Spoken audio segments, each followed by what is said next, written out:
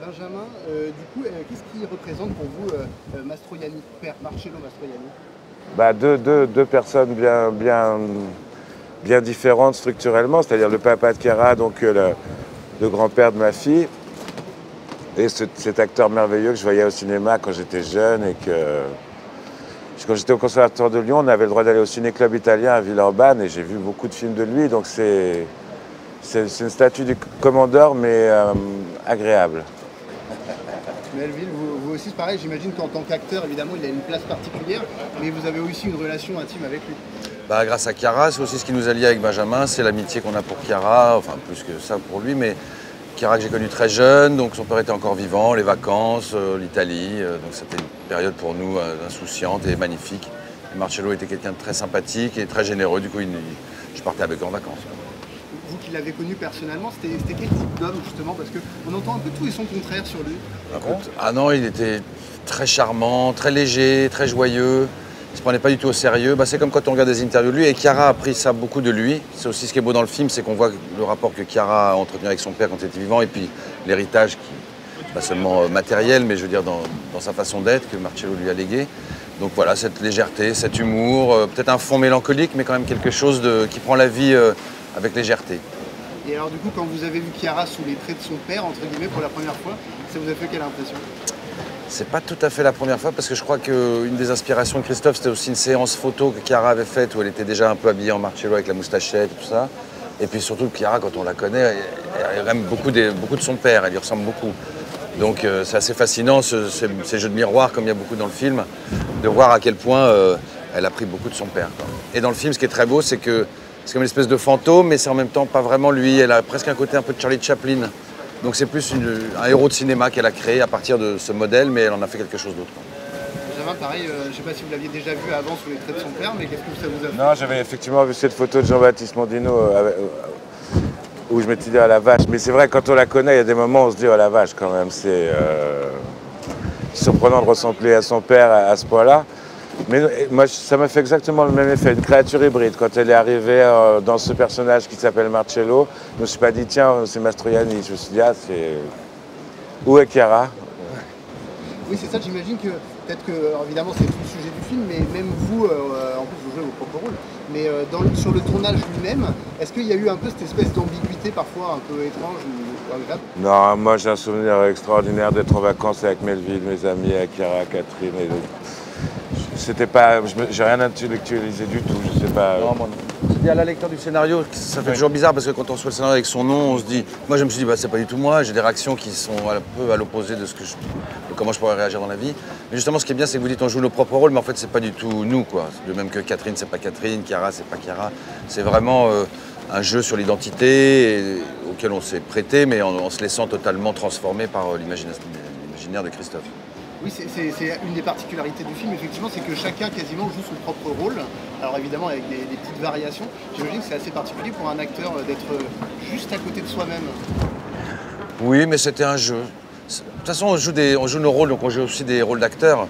Benjamin il est acteur, moi je suis acteur. Du coup, à chaque fois qu'on nous retrouve, enfin, moi j'ai eu l'impression à chaque fois que mon personnage réapparaissait dans le film, que c'était quasiment un autre rôle qu'il était en train de jouer. Donc c'est des films dans des films, il y a un côté un peu gigogne.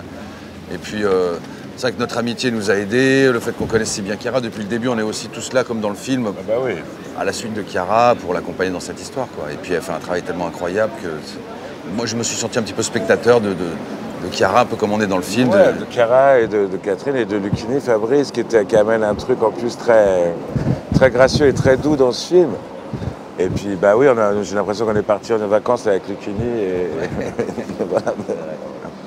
Oui, c'est un peu ça quand on voit le film aussi, c'est qu'il se dégage un peu, je vais pas dire que c'est presque un film de famille, mais en vrai vous vous connaissez tous depuis des années. Il y a quand même quelque chose d'assez, un peu film de famille. Il y a une belle douceur et c'est un mot complètement cucu qui a été vidé de son sens, mais il y a une forme de bienveillance qui est réelle, quoi. Et y compris vis-à-vis du cinéma et vis-à-vis des acteurs et des actrices et de l'identité.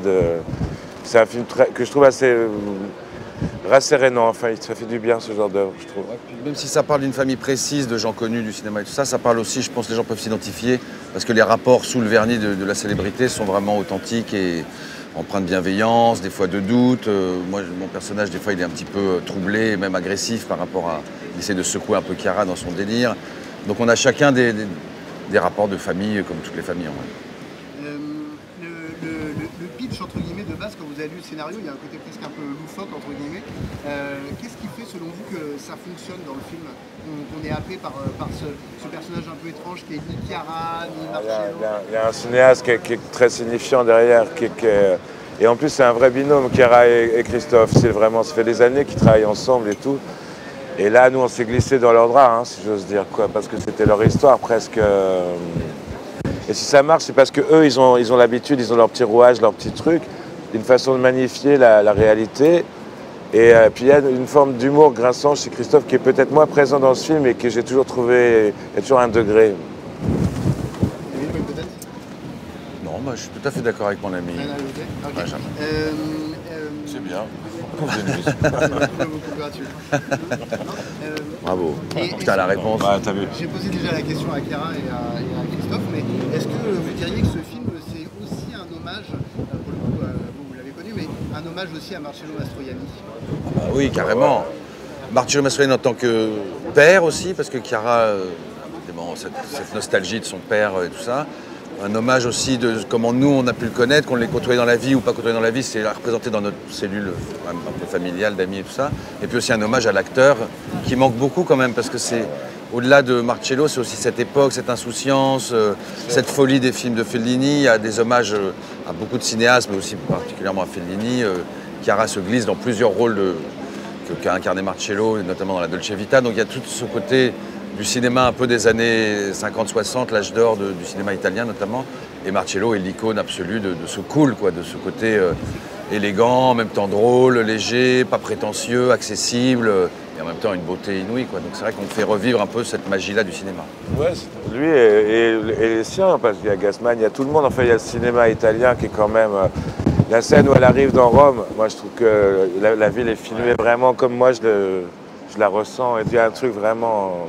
C'est vrai, c'est un film qui dit aussi son amour du cinéma, quoi. Le plaisir de faire du cinéma. La mise en scène est très belle et puis très élaborée. Il y a des scènes où tout le monde bouge, il y a quelque chose de très... un peu surréaliste même. Il fait un petit peu une incartade aussi chez Raoul Ruiz parfois.